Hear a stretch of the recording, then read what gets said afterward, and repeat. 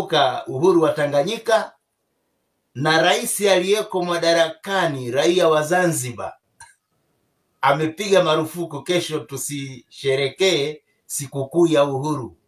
Ndio maana nimeona ni muhimu nije nitoe hotuba ya uhuru tarehe 8 leo. Maana kesho raia wa Zanzibar ambaye ndio rais huku Tanganyika amepiga marufuku tusikumbuke uhuru wa Tanganyika. Sasa maswali tunajiuliza, kwa nini huyu Mama Samia ambaye ni raia wa Zanzibar, nchi ambayo imeungana na Tanganyika ikazaliwa Tanzania, anapiga marufuku tusikumbuke uhuru wa Tanganyika?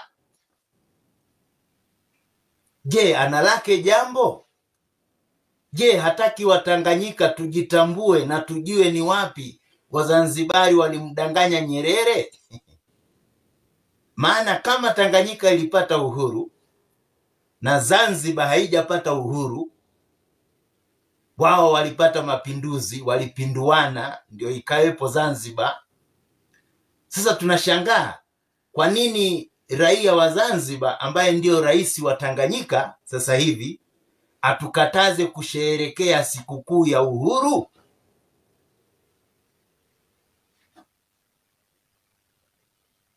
Je, wale watakaotoka kesho kusherehekea sikukuu ya uhuru, sio kuandamana, kukumbuka tu kwamba Tanzania tuliwahi kuwa koloni, tukatawaliwa na baadaye tukapata uhuru?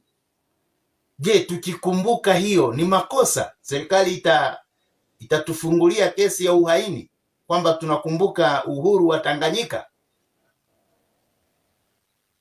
Sasa pamoja na makosa yaliyofanywa na Nyerere na Watanzania, Watanganyika, sio Watanzania, Watanganyika waliokuwepo wakati huo wakadhani uhuru ni kubweteka, wakaacha kufanya kazi, wakadhani uhuru ni kuchukua mashamba ya wazungu na kuyamiliki bila kuwa na ujuzi, wakadhani uhuru ni kuchukua mashamba ya mikonge na kuyaendesha bila kuwa na ujuzi. Matokeo tukaangusha yale mashamba, tukaangusha mikonge, uchumi wa Tanganyika ukarudi chini.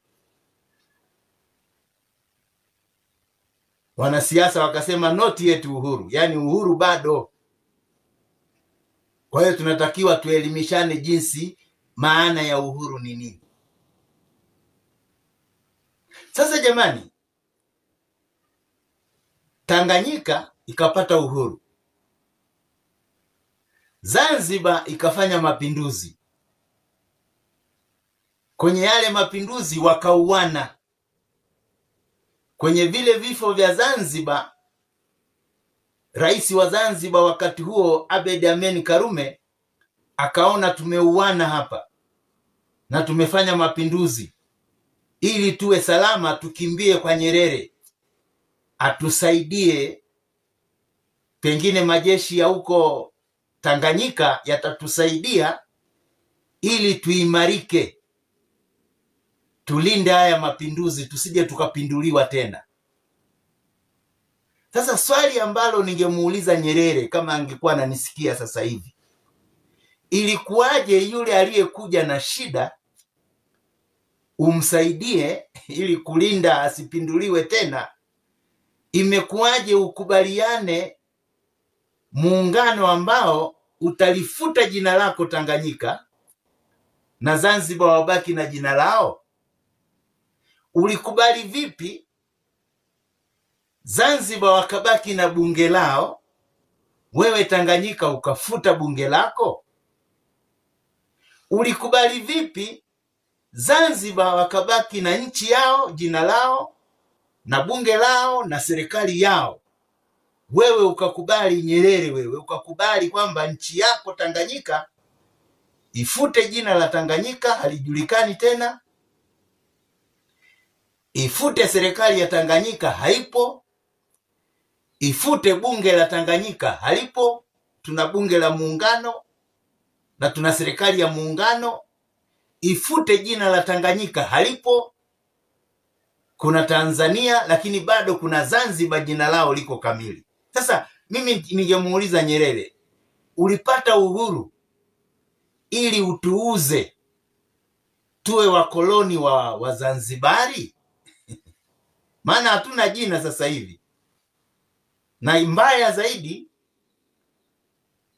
tumepata uhuru Tanganyika, tumeuza uhuru wetu kwa Wazanzibari, na sasa hivi Mtanganyika, raia wa Tanganyika hawezi kuwa balozi wa nyumba 10 kule Zanzibar, hawezi kuwa mkuu wa wilaya kule Zanzibar. Huyo ni mtu wa Tanganyika huyo. Mtu wa Tanganyika hawezi kuwa rais kule Zanzibar, lakini Mzanzibari anaweza kuwa rais huku Tanganyika. Kweli Tanganyika tuko huru, au tulipata uhuru alafu tukauza uhuru wetu kwa Wazanzibari na mpaka sasa hivi tunatawaliwa na Wazanzibari? Hisia hizi ninazozungumza mtaziita ni za kibaguzi, lakini sio ubaguzi, ni maswali tu ya msingi tunaulizana. Kwamba makubaliano ya Nyerere na Karume kuunganisha nchi mbili, Zanzibar na Tanganyika, walifanya wao wawili. Wananchi hatukuhusishwa, hatukufanya referendum ili tuseme jamani, kama ni muungano tunataka muungano wa hivi na hivi na hivi. Wananchi hatukutoa mawazo yetu, yalikuwa ni mawazo ya Nyerere na Karume. Sawa, tunaheshimu wazee wetu, lakini wale wazee hawapo, wamefariki, wamekufa. Je, Tanganyika hatuna uhuru wa kutosha kuhoji kuhusu muungano? Ama tukihoji kuhusu muungano tutaitwa wahaini? Je, Watanganyika hatuko huru enough kuweza kubadilisha zile sheria ambazo tuliziweka zituongoze? Na sheria mama ni katiba, na katiba tulio nayo Tanganyika ni ile ya mkoloni. Imerekebishwa kidogo sana na Nyerere kwa ujanja ili Chama cha Mapinduzi ambacho kilikuwa kinaitwa CCM, kilikuwa kinaitwa TANU, Tanganyika African National Union, ndio ilikuwa inaitwa TANU wakati huo. Sasa Nyerere baada ya kuungana na Zanzibar akadanganywa na Wazanzibari abadilishe hata chama chake cha siasa TANU akiite Chama cha Mapinduzi, wakati sisi Tanganyika hatujafanya mapinduzi yoyote. Kwa hiyo wanakiita Chama cha Mapinduzi kwa sababu ya mapinduzi ya Zanzibar. Nani alikuwa mjanja hivyo mpaka akaweza kumdanganya Nyerere kiasi hicho? Sawa, hatutakiwi tuwakosoe. Je, sasa hivi hatuwezi kuwa na uhuru wa kurekebisha yale waliofanya kina Nyerere na Karume ili tuendelee kukaa na muungano ulio sawa sawa? Wananchi wa pande zote nchi hizi mbili, Zanzibar na Tanganyika, waulizwe mungetaka muungano wa namna gani? Maana huu uliopo usi muungano, ni ujanja tu. Kama nchi ni moja Tanganyika na Zanzibar imekuwa nchi moja, vipi nikienda Zanzibar ninakuta namba plate za magari ya kule ni tofauti na namba plate za magari tunayetumia huku Tanganyika? Vipi uchumi wa Zanzibar wana uchumi wao na Tanganyika hatuna uchumi wetu, tuna uchumi tunaoshare na Zanzibar? Hatuko huru vya kutosha kuuliza maswali hayo? Hatukupata uhuru kweli wa kuuliza maswali hayo, kwamba kama ni muungano tujadili upya, ili tukishindwana tusiuite muungano, tuuite jumuiya, kama na Kenya na Uganda na Rwanda na Kongo. Si kuna jumuiya ya Afrika Mashariki? Kila nchi ina rais wake, kila nchi ina bunge lake, kila nchi ina jeshi lake, lakini tunaungana kwenye jumuiya ya Afrika Mashariki na tuna makubaliano yetu nini tulichoungana. Sio hii ya Tanganyika na Zanzibar.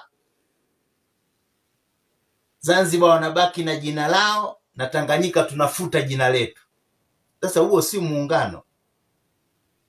Ni jumuiya lakini inaitwa muungano. Wale wana uchumi wao na sisi hatuna uchumi wetu. Wale wana nchi yao na sisi hatuna nchi yetu. Je, hii ndiyo sababu inamfanya Rais Samia, raia wa Zanzibar, atukataze kesho tusisherekee sikukuu ya kukumbuka uhuru wa Tanganyika? Ndiyo, kuna vijana wajenzi wanatangaza maandamano yao. Mimi siko huko. Mimi niko kwenye kukatazwa kusherekea sikukuu ya uhuru. Pale kwenye uhuru, sikukuu hiyo ya uhuru, ndio tunajiuliza jamani, baada ya miaka 66, 60 na kitu ya uhuru, tumefanikiwa vipi? Tumewezaje? Maendeleo gani tumewaletea watu wetu? Watu wetu wamesoma kiasi gani baada ya kupata uhuru miaka 60? Tulipata uhuru sisi tukaenda mrengo wa China na Urusi. Yaani tukafata siasa za socialist, ujamaa. Na wenzetu wa Kenya na nchi zingine walipopata uhuru wao wakafata capitalist. Sasa wakati wa kusherekea sikukuu kama hii tunajiuliza, je, sisi Tanganyika tuliopata uhuru tukafungamana na siasa za ujamaa, tumefaidika vipi kuliko wale waliokuwa makapitalist? Na je, sisi ambao tulifuata ujamaa, chama kile kinachotawala Tanganyika sasa hivi ambacho ndio CCM, Chama cha Mapinduzi, bado kinafuata sera hizo za ujamaa? Mbona ndani ya chama hicho ambacho kilikuwa ni cha ujamaa, mbona kuna CCM A, B, C? CCM A ni ile mtandao, CCM nyingine ni ile inayofuata maneno ya ujamaa, na CCM nyingine hii ya mtandao ndio inayofuata sera za kikapitalist. Inakuwaje ndani ya chama kimoja kuna sera mbili, na zile sera mbili zinaleta marais tofauti wa dini mbili kila wakati? Ni lazima tufate mtindo huo. Akitoka Muislamu aingie Mkristo, aingie Mkatoliki, ni lazima tufuate mtindo huo. Na tumeshaona sasa mtindo huo unaleta maafa, kwa sababu akiingia Mkatoliki akipingwa na Waislamu wa Zanzibar anaenda na waua kule, na akitawala Muislamu akipingwa na watu wa Tanganyika asilete utamaduni wa Zanzibar au lete Tanganyika kwa lazima. Maana tunajua of course Zanzibar utamaduni wao ni kuvaa buibui, maana wao wana dini yao kule ambapo Ukristo kule sio mwingi. Hata ukienda pale ukaanza kuhubiri, hata makanisa huwa wanachoma kule Zanzibar. Lakini wao wakija Tanganyika na wakipata cheo cha uraisi, wanaingia moja kwa moja mpaka Ikulu na hijabu yao. Kwa hiyo ni utamaduni wao wanatuletea huku. Tukijaribu kupinga tunauawa, tunaitwa wahaini. Sasa jamani, hamuoni wakati umefika ili tujue mbivu na mbichi? Yaani huu muungano tujue unatusaidia nini? Hebu niulize tu maswali, mtaweka hapo kwenye comment. Hivi Tanganyika wakati Nyerere anaungana na Zanzibar. Nini hasa sisi wa Tanganyika tunachofaidika kule Zanzibar? Tunapata nini? Nilienda juzi tu mara moja. Mimi tangu nimezaliwa na muungano una miaka mingi. Nimeenda Zanzibar mara moja, nikaona ubaguzi wa mbali sana. Kwanza wanakubagua kama wewe unaotoka bara. Pili, huwezi kufanya biashara yoyote kule Zanzibar. Kama utafanya biashara uwe mnafiki, uache kuvaa suti kama yangu, uchukue kanzu na kofia ya Kiislamu uvae, ndio uweze kupata hata biashara ya kuuza kahawa. Wakikuita unasema shehe, salamu alaikum shehe, uweze kusalimiana kama wao. Sio hiyo tu iliyonisumbua. Iliyonisumbua nyingine, nikiwa kule Zanzibar siwezi kununua vitu nikaja navyo huku Tanganyika. Inabidi nivilipie ushuru kama nimetoka nchi nyingine. Sasa huu ni muungano ama ni jumuiya ya Afrika Mashariki?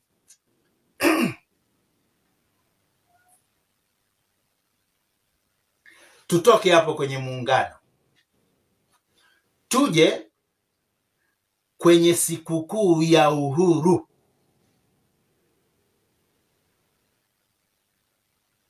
Tanganyika tulipata uhuru, Zanzibar hawakupata uhuru. Sijui kama wamepata uhuru, mtaniambia walipata uhuru mwaka gani, walikuwa wanatawaliwa na nani.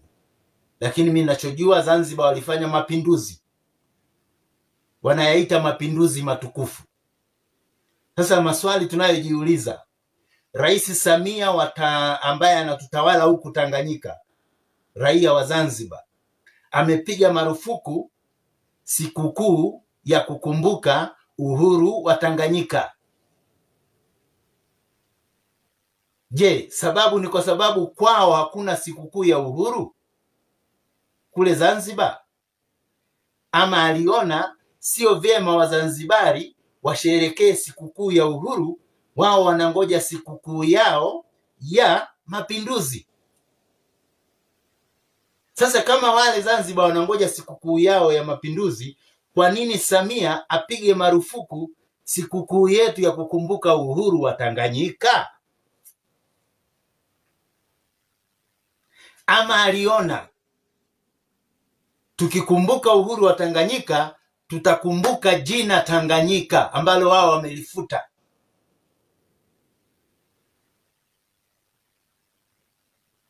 Nitoke hapo nije sasa kwenye uhuru. Tanganyika tukapata uhuru. Baada ya Tanganyika kupata uhuru, kila mwaka Nyerere alikuwa anatufundisha maana ya uhuru, ili wale waliokuwa wamebweteka wapeleke watoto wao shule, maana wengi walikuwa wanafikiri uhuru tutapata pesa za bure. Wengine walikuwa nadhani uhuru ni kutokufanya kazi. Nyerere akaanza kutufundisha maana ya uhuru.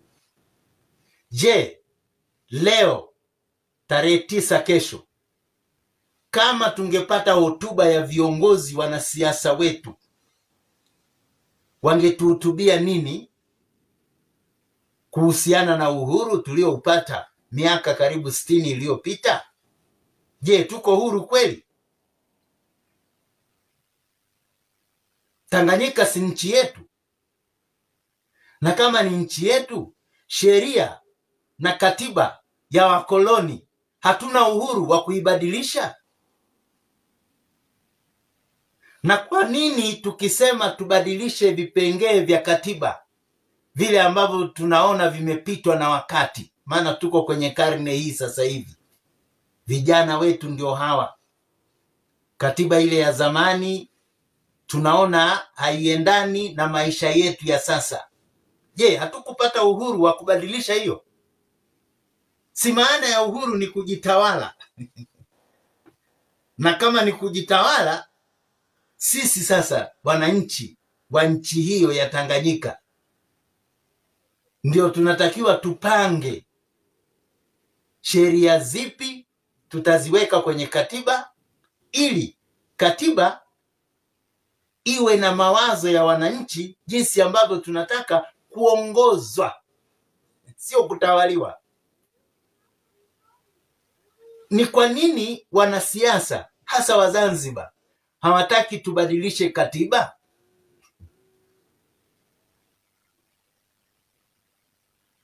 Kwa nini Mama Samia hataki sheria zile zilizopo zibadilishwe? Kwani Mama Samia utakuwepo madarakani kwa miaka 200 ijayo? Hapana. Tanganyika ni yetu. Tulipata uhuru kutoka kwa mkoloni, na uhuru huo tunaweza tukautumia kubadilisha katiba. Uhuru huo tunaweza kuutumia kubadilisha sheria za uchaguzi. Uhuru huo tunaweza kuutumia kubadilisha tume ya uchaguzi,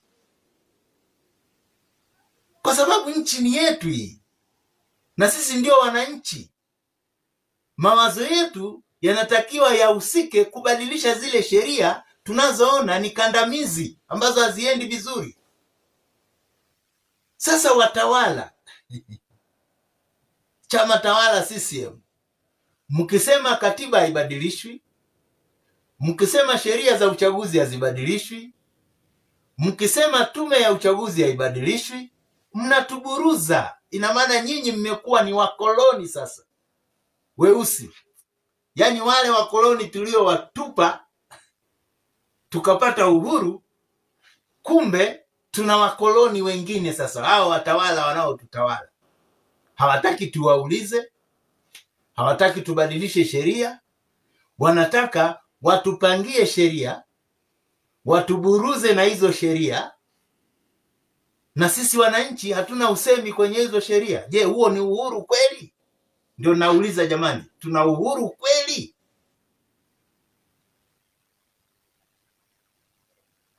Kwa nini watu wanaandamana? Wanaandamana kwa sababu kero zao na malalamiko yao hayasikilizwi na watawala. Na haya ndio yaliwafanya wazee akina Nyerere wakapigania uhuru, kwa sababu wakoloni walikuwa hawatusikilizi, wanalinda maslahi yao. Sasa je, hawa wanaoandamana na serikali inaamua kuwaua badala ya kuwasikiliza, wako huru?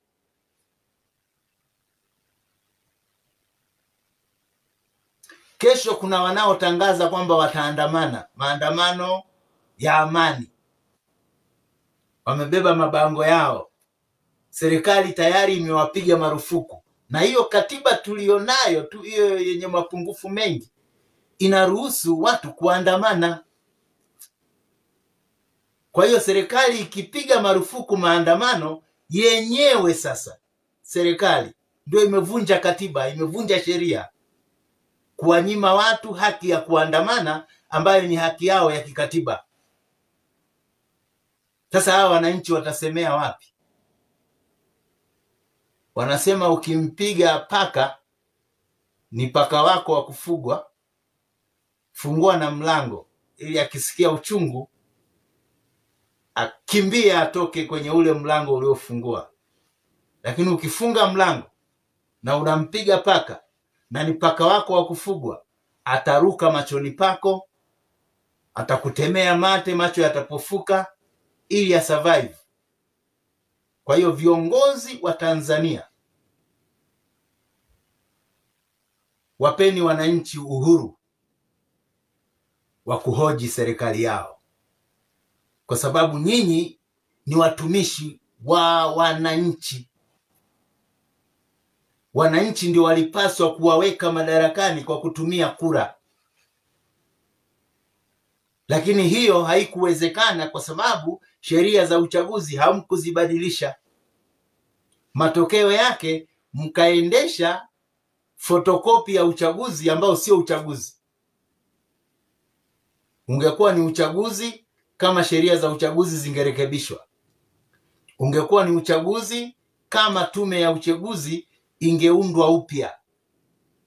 Lakini kwa sababu chama tawala ndicho kilichoteua tume ya uchaguzi, kikatuburuza kutupeleka kwenye uchaguzi ambao nilisema afadhali tungeuhairisha, ili kama wananchi wa Zanzibar na Tanganyika tusikilizane namna gani tutarekebisha kile kinapaswa kurekebishwa, tuwe na uchaguzi ambao hakuna atakayelalamika.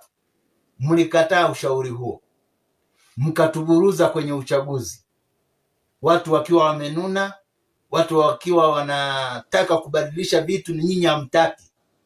Matokeo yake watu wameamua kuchoma vitu. Sasa utasema wamechoma vitu, mbona vitu ndio vingi vilivyoharibika kuliko watu? Watu ni vitu vyao. Mimi hii tai ni yangu. Hata nikitaka kuwa huru kabisa naweza nikaitoa, nikasema wazungu ndio walituletea tai. Nikatoa tai, nikatoa koti, nikasema huu utumwa wa wazungu huu mpaka lini? Niko huru bwana. Mwananchi nilikuwa huru, na natoa koti, nasema hii ni wazungu waliniletea hii suti. Hata Nyerere alifanya hivi. Nyerere alitoa suti, akatoa na tai, akasema hii ni ya wazungu. Nyerere akasema wazungu ndio wameniletea tai, akavaa suti yake ya Kichina. Yuko huru. Hata hiyo koti yake aliyotoa yuko huru, akiamua kuichoma anaichoma, ni yeye mwenyewe. Yuko huru bwana.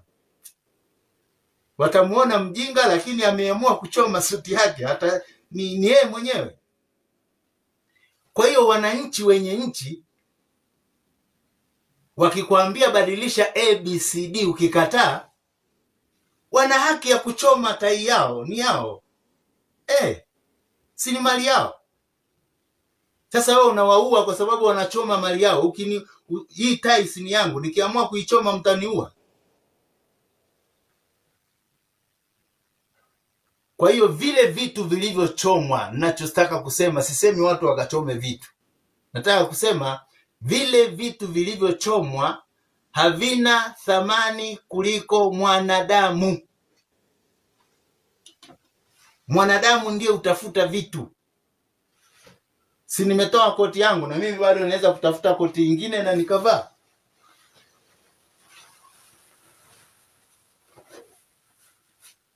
Yes. Nilitoa na nimeitafuta, nimevaa.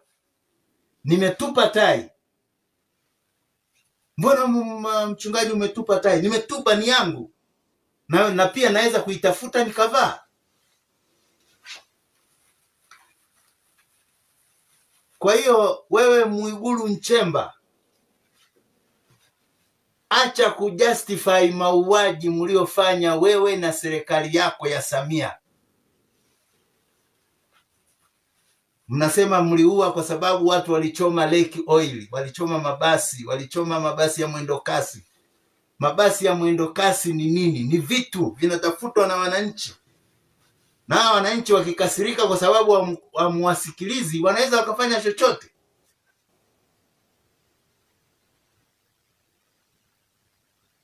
Lakini adhabu yake sio kuwaua kwa silaha za moto, hapana.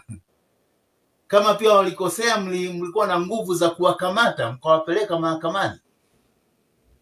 Lakini mliamua kuua watu.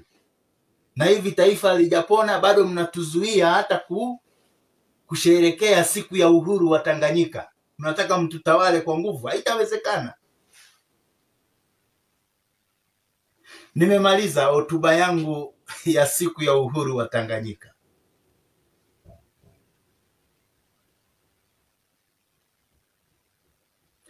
Kesho ni siku ya kukumbuka, tarehe 9 Disemba, siku ya kukumbuka uhuru wa Tanganyika. Niwaombe serikali,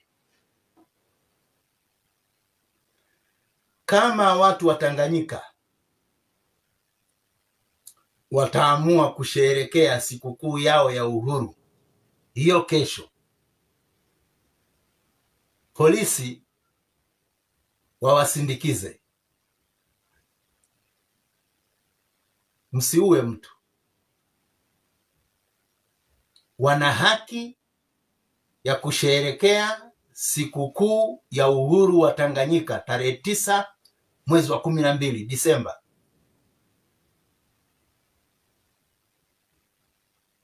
Polisi mgambo, mkiona majambazi watakaoingia kwenye hizo sherehe waanze kuharibu mali, arrest them, wakamateni na muwe na vielelezo, mwapeleke mahakamani. Tuna mahakama jamani. Kwa nini tuna mahakama? Kwa sababu ni watu huru. Tulipojitawala wazungu walisema hatutaweza, tukatengeneza mahakama zetu. Wazungu walisema hatutaweza, tukatengeneza sheria zetu, japo zina mapungufu, lakini tulitengeneza sheria zetu. Na katiba ndio iliyotufanya tukatengeneza hizi sheria. Zinatengenezewa wapi? Bungeni.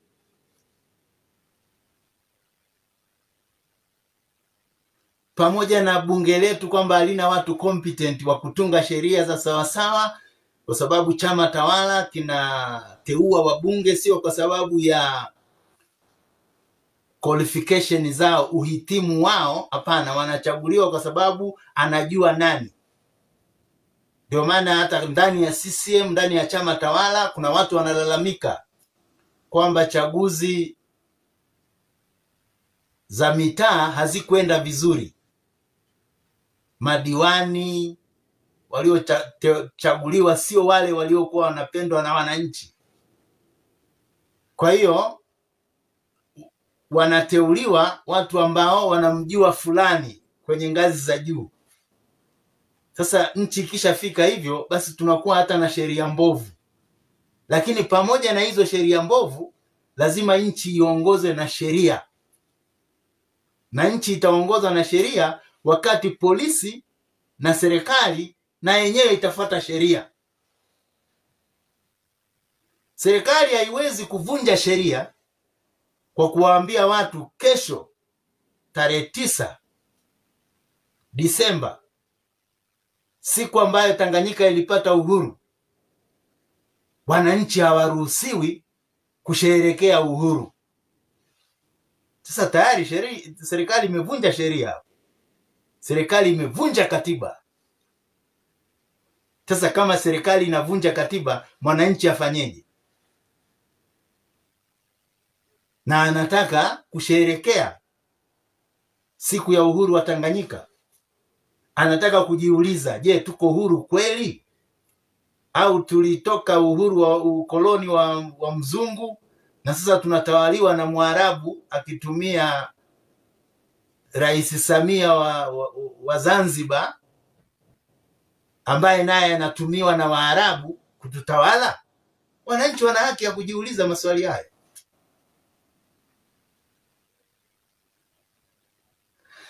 Haya, tuje kwenye yale yaliyotupata Tanganyika. Zanzibar hayakutokea mauaji. Zanzibar hakuna mtu aliyekufa, hakuna mtu aliyeandamana Zanzibar. Sasa nazungumza yaliyotokea Tanganyika. Haya yaliyotokea Tanganyika, hatuoni serikali ya Mama Samia ikiyatafutia ufumbuzi.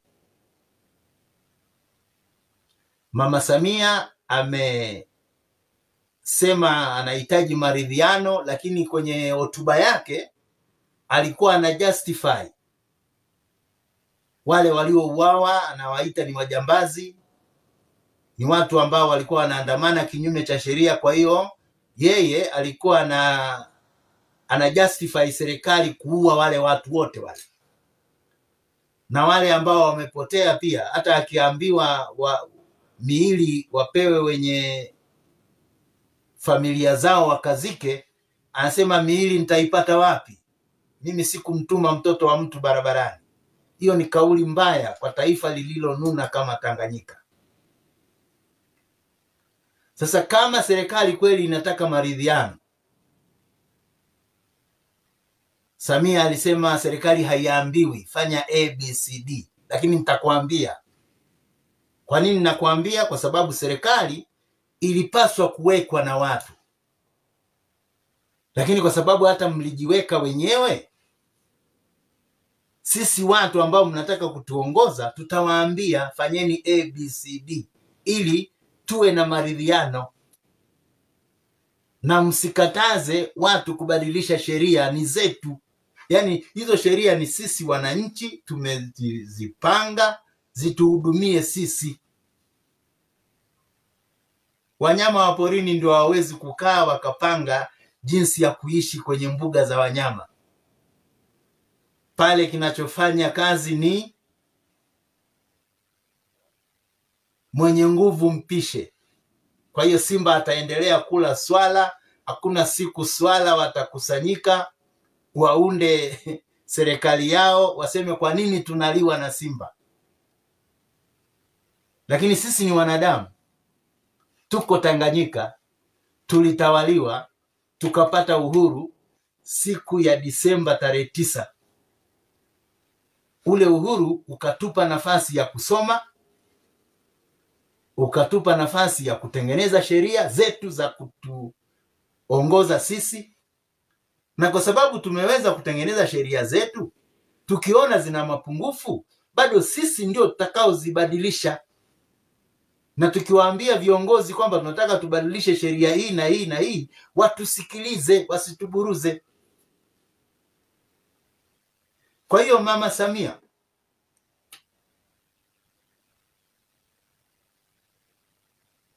bado unayo nafasi ya kulihutubia taifa kesho.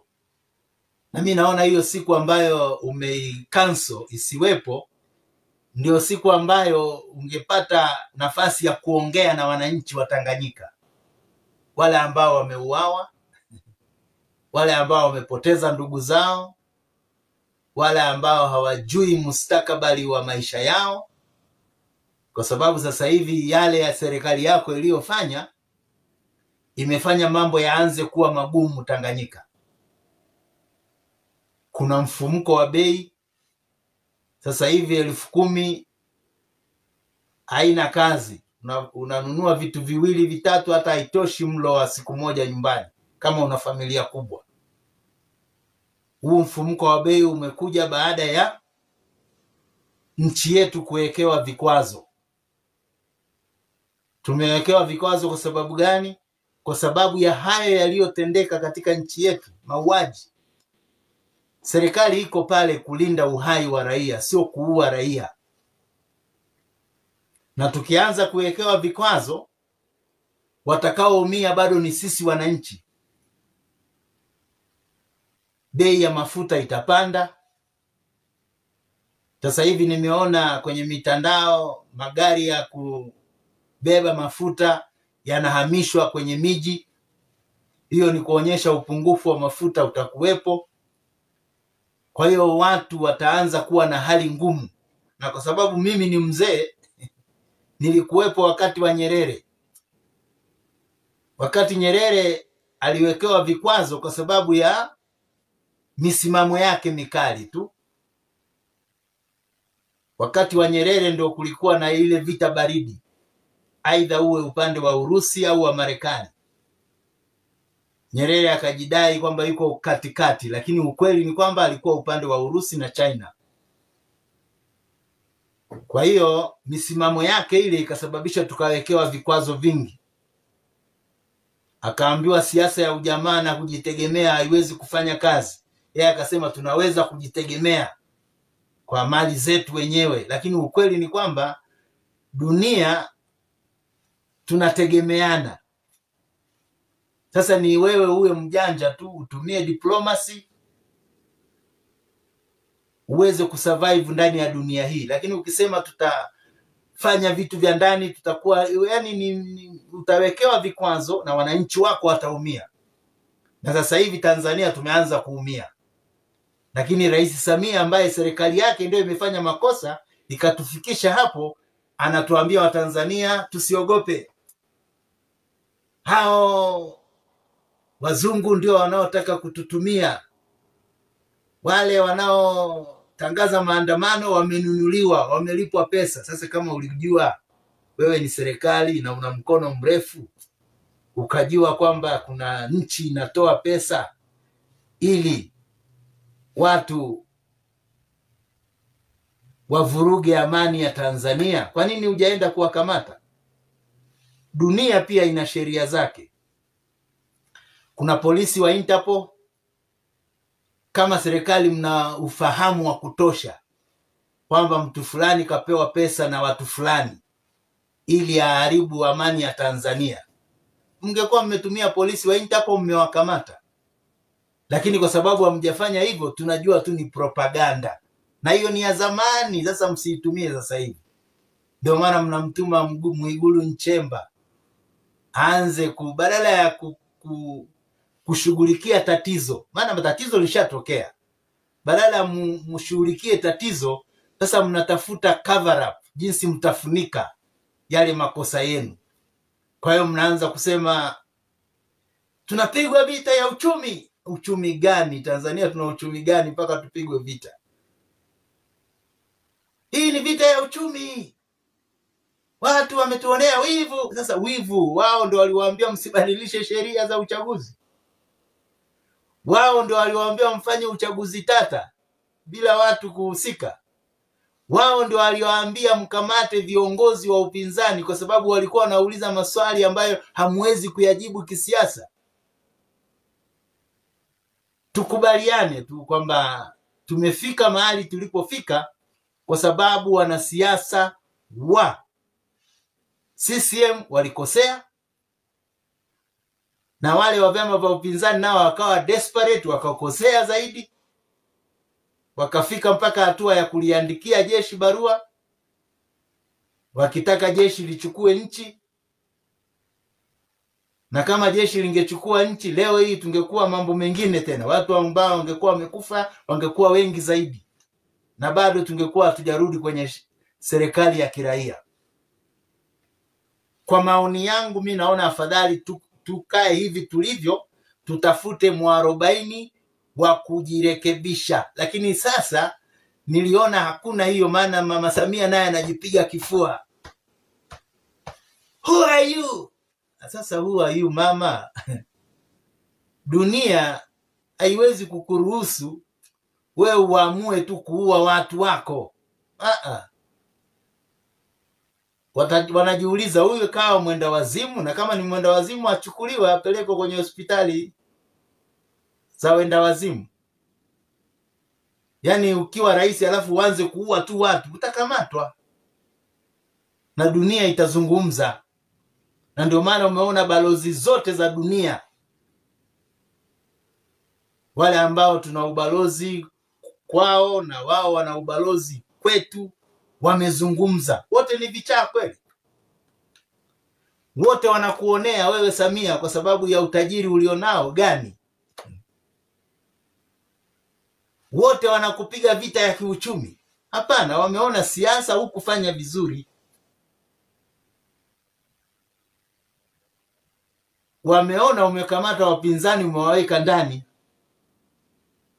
Wameona nchi ya vyama vingi inakuwaje chama kimoja ndio kinafanya siasa peke yake. Wameona jinsi ambavyo unakandamiza uhuru wa vyombo vya habari. Wameona jinsi ambavyo wewe Samia umenunua hata sisi wachungaji.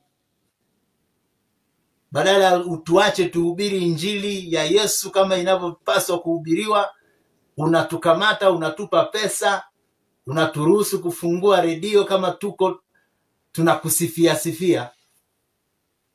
Kwa hiyo wanapoona kwamba wewe na chama chako cha Mapinduzi mumeingia kunyamazisha upinzani, mumeingia mpaka kwenye vyombo vya habari mmevinyamazisha, mmeingia mpaka kwenye makanisa ambayo tunapaswa kuhubiri kweli na tutetee haki, bado mmetunyamazisha kwa kuvipesa mnavyotupa, lazima dunia iseme.